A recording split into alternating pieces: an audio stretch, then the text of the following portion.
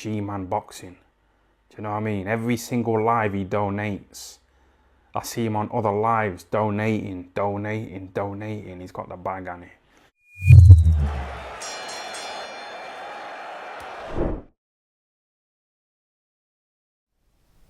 Alright people, midweek report time as always. Thank you once again to the Hit Company for sponsoring today's video. Lot to talk about, lot to discuss. Let's get into some of the most recent news that's come around over the last few days. So obviously I didn't have a chance to do a video on this. Canelo versus John Ryder. Now we all knew this fight was coming.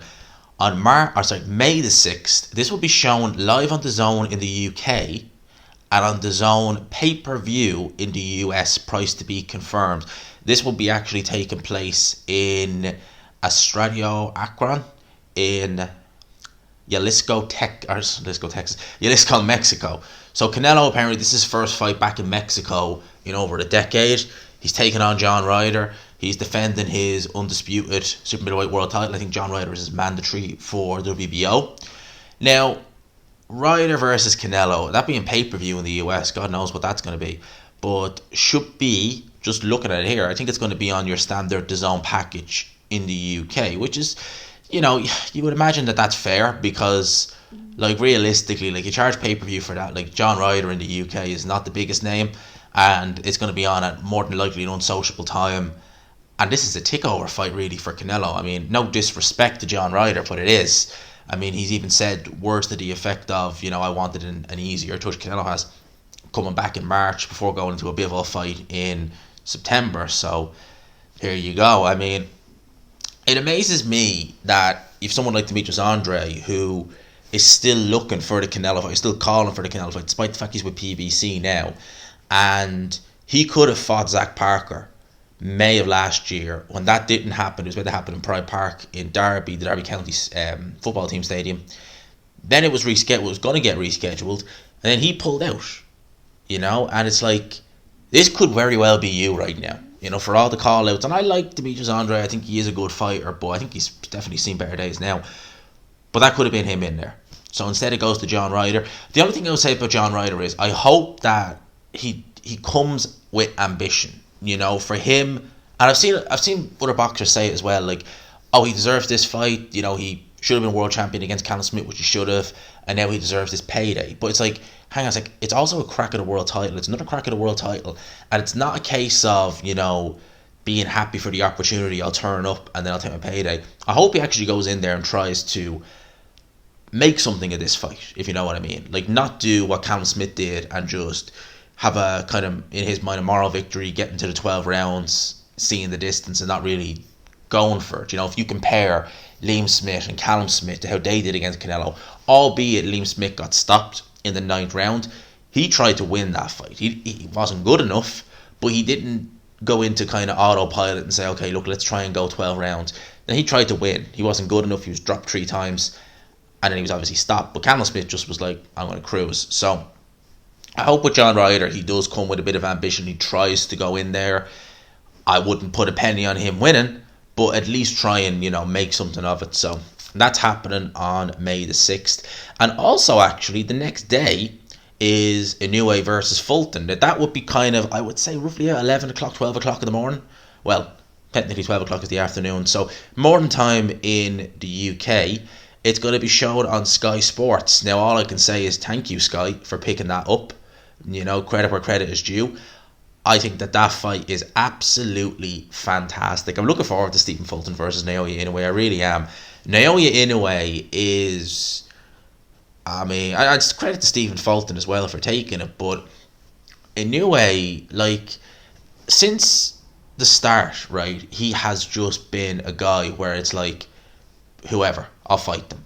You know, he only had a couple of fights at Live Fly before he got to the BBC title. Didn't go to flyweight. Went to Superfly, right, and fought, was it Omar, I can't remember his last name, but he was a reigning champion at 115 pounds, was WBO champion for a long time, and I think he'd only lost, I think his only previous, I think he might have had 2 losses, but I think he only had 1 loss in the last, like, couple of years, so he was doing a very, very good run. Now he, anyway, goes up to 115 and absolutely wipes him out, goes to Bantam, and he has Look, Jamie McDonnell was winning his fights, but I think he was the softer touch. Certainly at bantamweight at the time. I think Lewis Neary was one of the other fighters there at the time. But then went into the World Boxing Super Series, went through that, you undisputed champion, and now is fighting Stephen Fulton, who many believe, myself included, to be number one at 122. I mean, yeah, credit to Inoue for taking this. Now, I'm going to be picking him to win. I think he is going to win. I think he'll wear Fulton down. I think Fulton's defense is just a little bit too leaky. But the questions about Inoue is, how will his power translate to 122 pounds? As I've said before, he's been one of the rare exceptions where the more weight he's gone up, the better his powers actually seem to get. It's very strange. Normally you see it the other way around. But would 122... I would say his max is 126 in terms of where he can go up in weight before he really starts coming into trouble. So I'd say 122 should kind of probably be okay. But 126 or above, gonna have problems. I think anyway. I can see him having problems. So it's going to be a good start to the month. That weekend's going to be absolutely on fire. And like anyone complaining and saying, oh, boxing 2023, look at the good fights we have up and coming, right? We've got Joyce versus Zhang coming up now in a couple of weeks' time. And that card is looking pretty decent, all right? The week after, we have Tank Davis versus Ryan Garcia, which is a great fight. Can't complain about that. That's a brilliant fight. Then we have, now I'm just, you could say April the 29th, Fury Usyk, which I'll talk about that more now in a wee bit. But we haven't got an announcement for that yet. I'm hopeful we do, but we haven't got an announcement for it yet. So I'm not going to jump up for joy and say that one at this minute in time. But if we do, I mean, that's brilliant. And then follow that, you know, potentially we could have, right, in the space of a couple of weeks, Joy Zhang, which is a fight I really, really enjoy. We could have we do have Tank Davis versus Ryan Garcia the following week, potentially Fury Usyk the following week, then Canelo versus Ryder the following week. The next day, Fulton versus Inoue. I mean, seriously, people, middle of April to the start of May, boxing ain't playing. That's what we went. Boxing ain't playing. In terms of other announcements, so yesterday the news broke that Joshua Buatsi has inked a deal with boxer Benn and Sky Sports moving forward. Joshua Buatsi is quoted saying, I want people to say we know what channel to turn to. I'm not going to tell you to download an app, to type your email. My last fight I asked myself, how do I watch it? How many watch it? I don't think a lot of people saw it.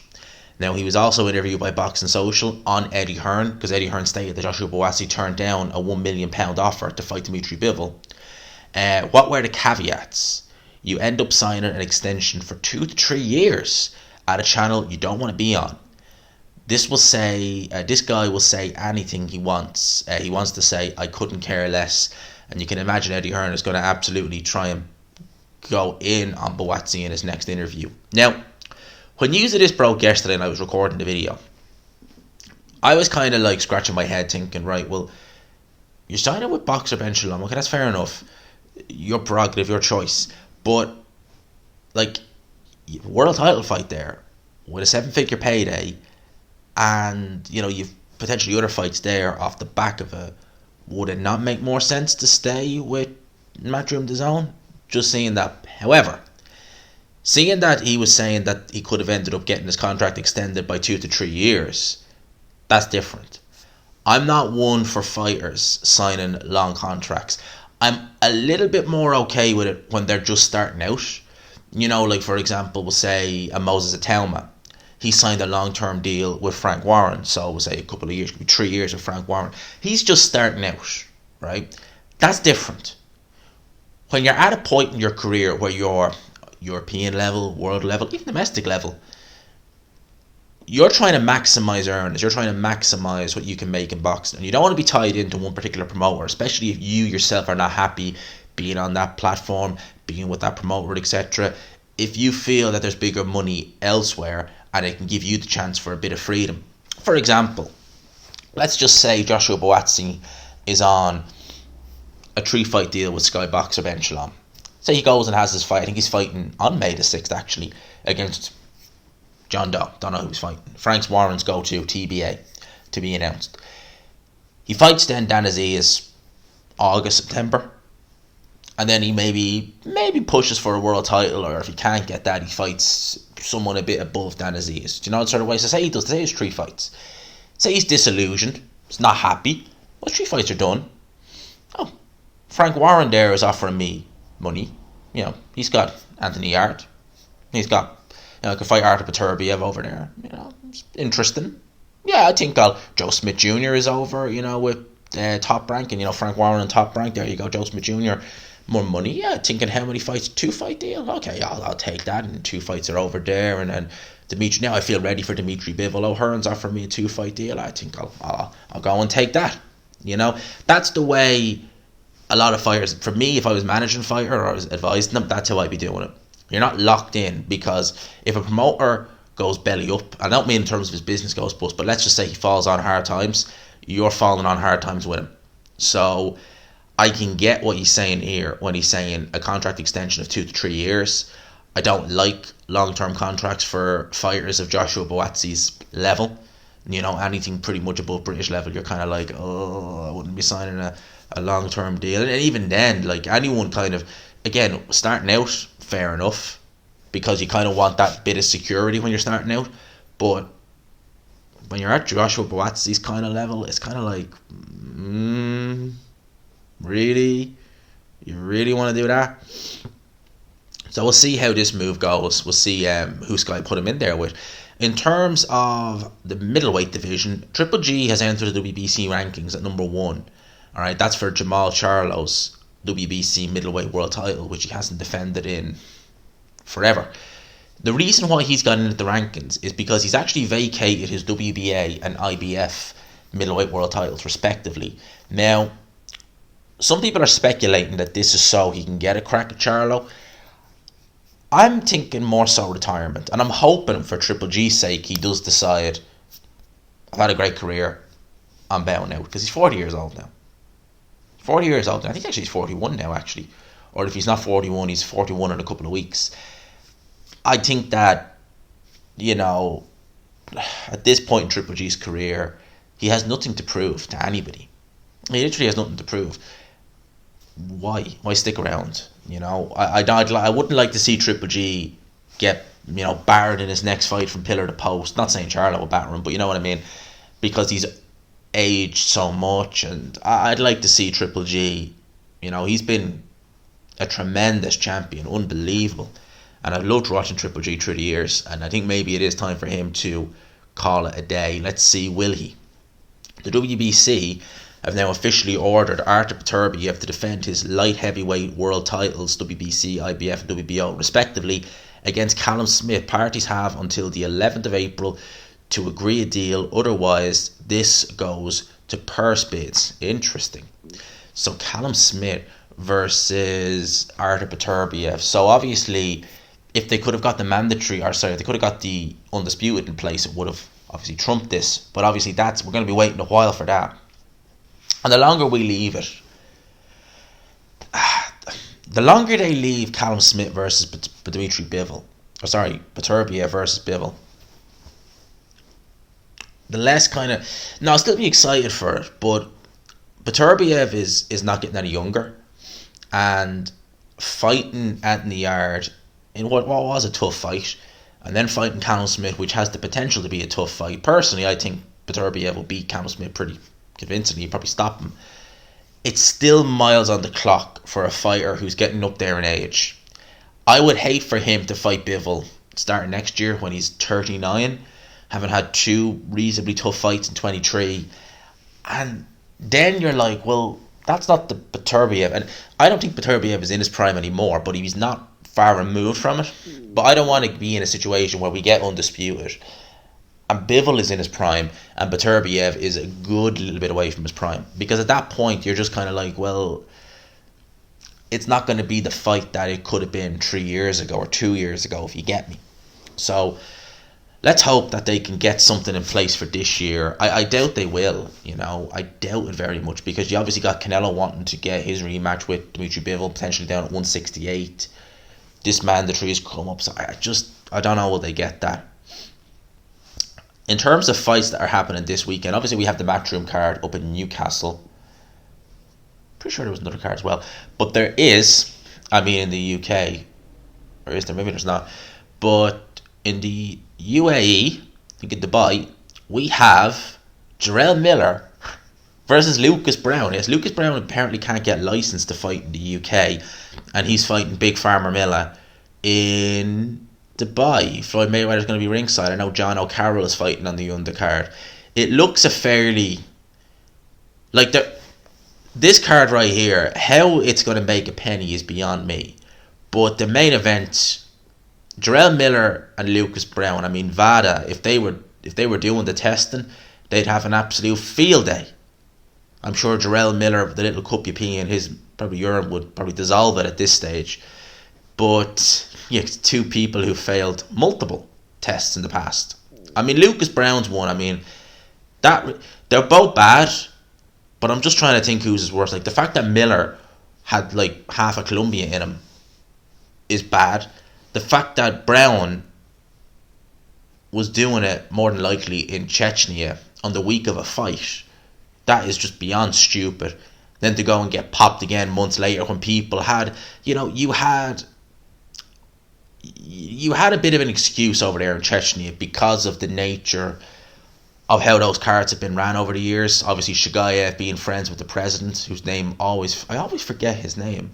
Is it Ramon something or Roman something like that? Being best friends with him and the president always being ringside at the fights. It kind of did always give you a bit of plausible deniability. Oh well, look, I was set up, But with Brown, seeing how poor he's looked only a year and a bit later, yeah, that kind of leads me to believe that probably was on the old good stuff. But in terms of that fight, look, I'm gonna watch it. I want to be entertained, and I think that's going to be entertaining.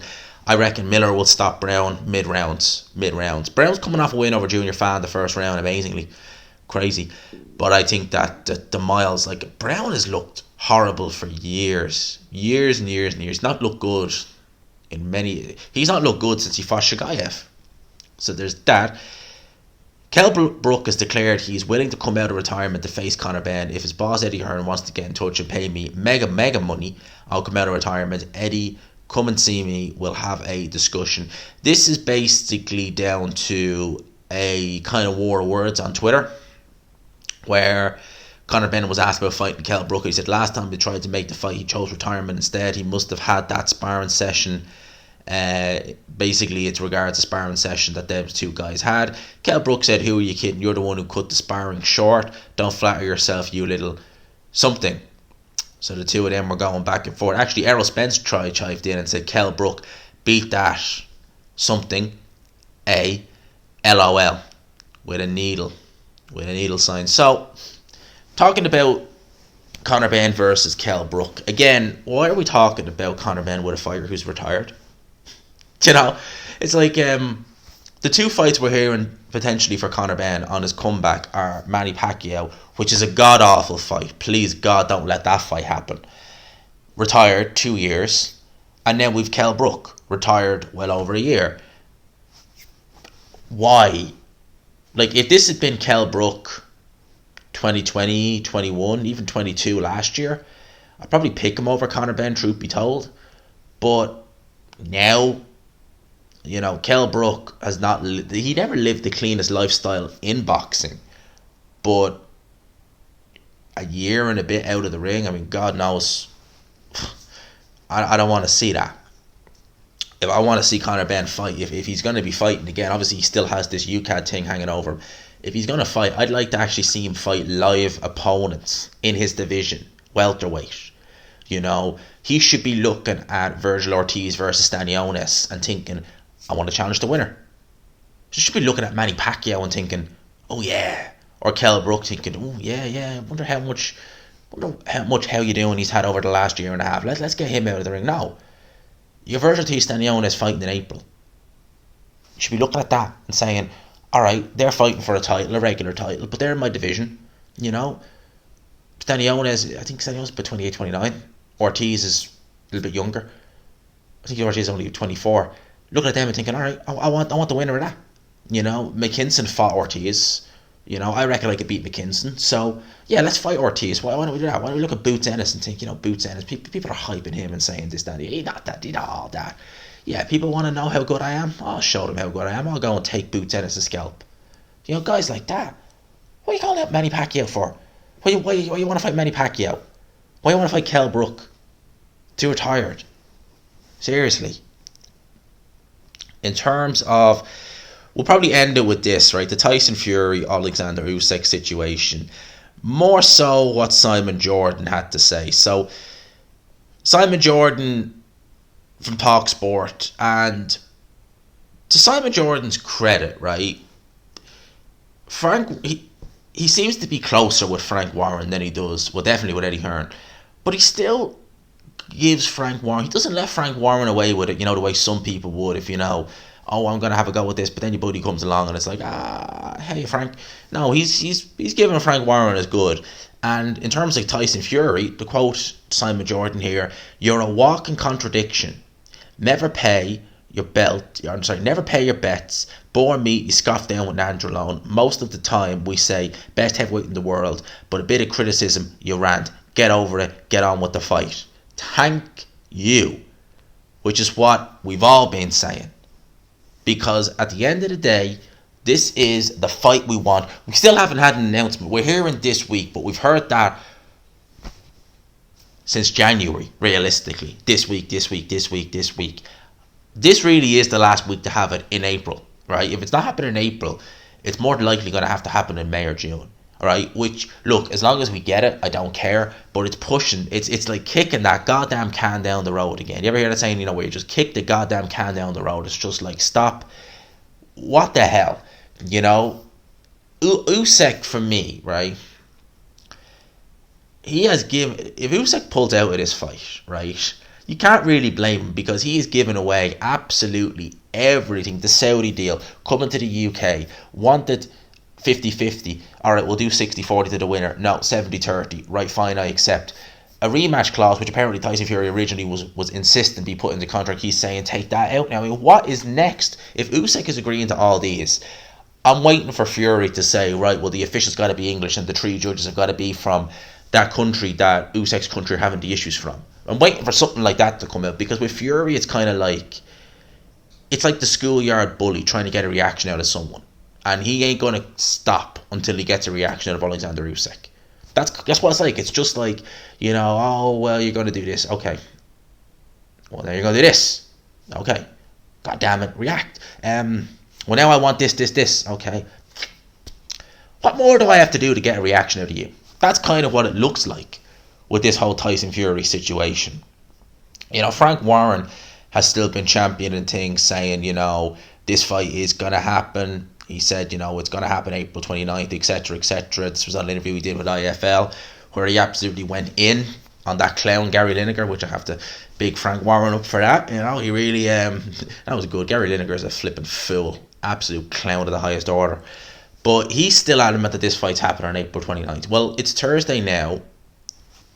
Can we get the announcement? Are they going to do it on Paddy's Day tomorrow? Because, literally, we're waiting. We're still waiting. This is realistically the last week before, and even then, even this week, you're looking at it thinking you're leaving it late if you're going to do it in the month of April. If you're going to do it April 29th, because yeah, people are talking about it now, but you're going to want to promote the what out of this. You're going to want to do a press conference here. You're going to want to do a press conference in the US, maybe somewhere else. You're going to want to get this whole thing kicking off big time, and you're not going to be able to do that in 6 weeks roughly. So, I don't know. Much as I'd like it to happen on April 29th, I'm not going to hold my breath on it. Certainly not for the time being anyway. So, I think that's pretty much it, unless there's anything else here that I missed. When you see there'll be news breakage over the day, it's currently 8 o'clock in the morning, time of recording this, because I'll be busy this evening, so I won't get a chance to sit down and record this. So I said I'll get up early and have a record of this. Eddie Hearn over in Texas with Joshua. Okay. I see they brought the prices down, apparently, for Joshua's fight in the O2. That's going to be interesting. That's interesting. Bringing the prices down. Some people have hinted and suggested that, Joshua's stock has really taken a hit. The fact of the matter is, he was able to sell the MEN out a couple of years, many years ago now, against Molina with relative ease, and now the O2, which was once his second home before he started fighting the stadiums, still loads of tickets there. It's crazy. We're only a fortnight away from the fight, and we've had virtually nothing. I actually just want to check now. Have we had an undercard even announced for that fight? That is something I don't know. Let's see. Let's go in the old box where I can see. Have we had an undercard announced for that fight? Felix Cash versus Mato Sagnini. Alright. Craig Richards versus Bolotniks. That's a good fight, to be fair. That's actually a pretty good fight. But 3 fights, we'd obviously like more than that.